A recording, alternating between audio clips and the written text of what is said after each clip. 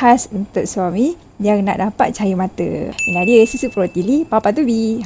Suami-suami yang dekat luar sana ataupun isteri yang tengok video ni, yang korang tahu suami tu ada masalah kan dengan kualiti sperma. So korang bolehlah ikhtiar dengan susu Protili Papa to be.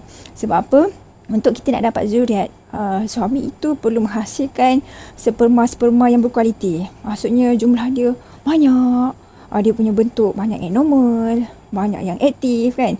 Kita naklah banyak ada sperma tapi banyak yang tak aktif, banyak yang mati, banyak pula bentuk-bentuk yang tak normal. Susu Protili Papa to be ni nak membantu supaya suami mendapat zat yang cukup untuk support kejadian baby-baby sperma tu sebelum kau dapat baby yang betul nanti. Okay? So kita nak dapatkan sperma yang berkualiti ni, so korang boleh dapatkan susu tu dekat showcase. Okay?